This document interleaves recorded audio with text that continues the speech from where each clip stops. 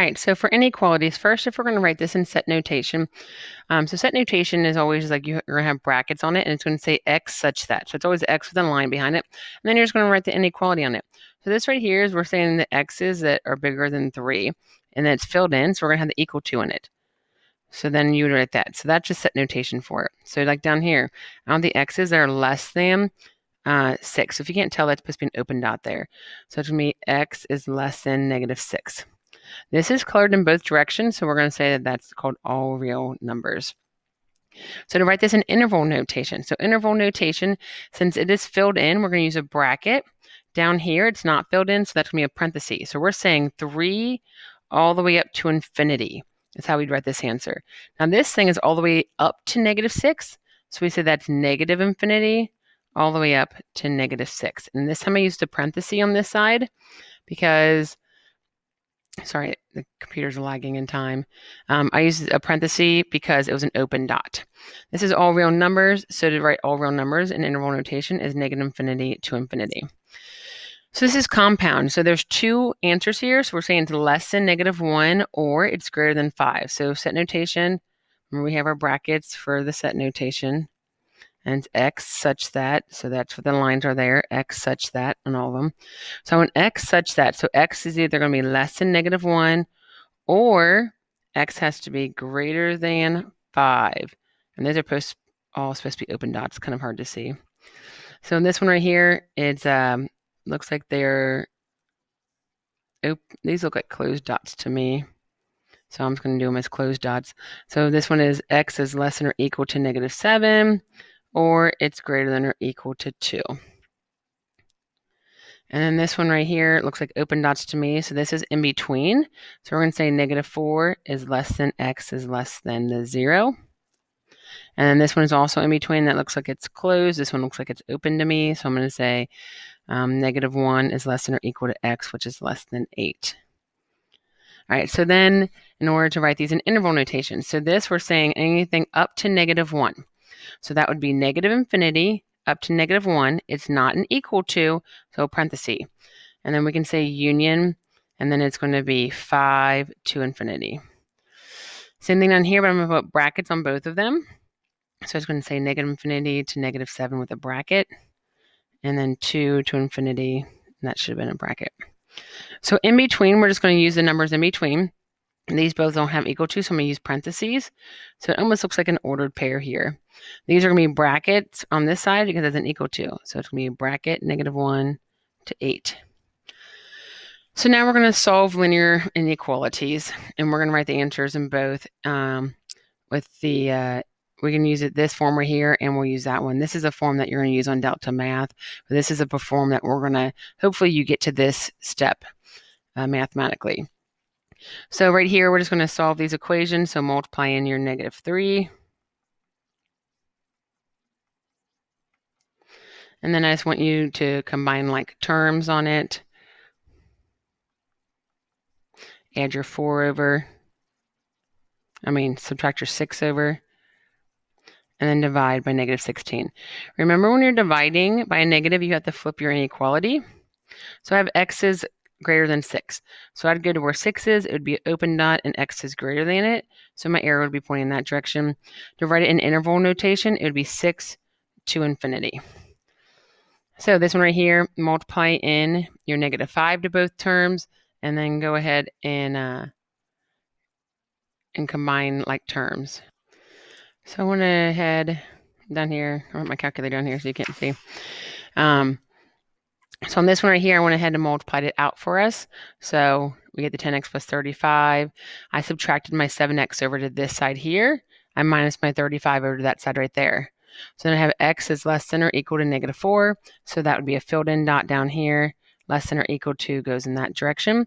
And if I want to do my interval, I'd say -infinity. Oh, that's horrible, infinity. -infinity to -4 with a bracket right there.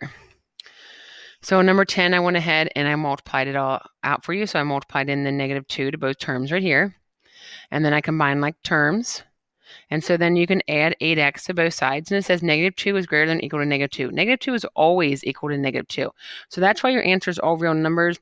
And if you're going to do it on the number line, it would be everything in both directions. and we call it negative infinity to infinity is our answer. And then the last type you can have over here, I multiplied it in my negative 10, and I combined like terms from this step. So I did negative 10x and a minus 6x. That's how I got negative 16x. So when I add 16 over here, I get 40 is greater than 40. Well, 40 is not greater than 40. It's equal to it. So this is not a true statement. So it's called the empty set. So that would have no solutions. So on the back, we're going to go ahead and solve absolute value inequalities. So we already talked about how you solve absolute values when it was equations. So it's the same idea, except for so we're going to solve the first equation, 5 minus 10a is greater than 15. So instead of solving it equal to negative 15, we divide by a negative. So since you're dividing by a negative, you need to flip that inequality so it's less than negative 15. And these will be the two equations. So that's the only difference now is that we're solving two equations. This one has to be a negative here. So we're going to go ahead and solve both of those. I'll solve one live. So minus my 5 to both sides. And then I'm going to divide by negative 10. When I divide by negative 10, I have to flip my inequality. So subtract my 5. Divide by negative 10. So I'm saying that a is less than negative 1, or a could be greater than 2. So this is negative infinity to negative 1, union with 2 to infinity. So that would be, like if we did our dotted stuff, it'd be down here. They're open because they weren't equal to. So on number 13 here, I'm going to solve this equation here. And then I need to solve it equal to less than or equal to a negative 30. And then I'm going to solve these two equations. So then I went ahead and so I added 2 to both sides here. And then I divided by negative 8. Don't forget when I divided by negative 8, I flipped my inequality. That's why it says x is less than or equal to negative 4. Same over here, I added my 2, and I divided both sides by negative 8. I just reduced that down into 3.5. So you can write 3.5 there if you feel better. I used the brackets because it was an equal to sign right there, so it has to have a bracket on it. So brackets mean it's a filled in dot, so that's why the numbers go in there. So number 14, just like we've done before we can do the splitting up of two equations, the absolute value must be by itself. So I'm going to go ahead and add my 4 over, and then we're going to have our two equations, less than or equal to 4, and then it has to be greater than or equal to negative 4. And this one we can just do it. So it says x is less than or equal to 7, and then this one will be and x is greater than or equal to negative 1. So this one is an and statement. X is between the two numbers.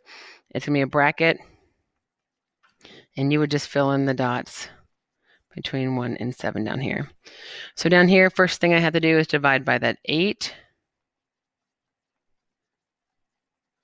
So solving your two equations, you have to solve it greater than a 15, and then I'm going to have it less than negative 15. And I'm going to solve these two equations. I'm going to solve that in a second. All right, so I went ahead and solved both of these. So I subtracted 3 to both sides, got 12, divided by a negative 3. Don't forget I flipped my inequality because of the negative right there. Subtracted my 3 here, got negative 18, divided my negative 3, got a 6. I flipped the inequality. So I say x is less than 4, negative 4, or it's going to be greater than 6. So there's your intervals for them. So down here, the first thing I did was I multiplied the 4 over to get me an 8. And I wrote my two equations. It's less than 8 or greater than negative 8. So I subtracted the 12 over here, and then I divided by negative 1, divided by negative, so I flipped it. Subtracted 12, divided by negative, so I flipped it. This time it's in between, because I'm saying it's greater than 1, greater than or equal to 1, and it's less than or equal to 5. So that happens in between these two equations. So last thing here, I added my 5 over, and I got 72. And then I divided both sides by this 9, and that's how I ended up with an 8. So my two equations, it's less than 8, greater than negative 8. So subtract your 2, divide your 6. So subtract 2, divide my 6. So x is between those two numbers there.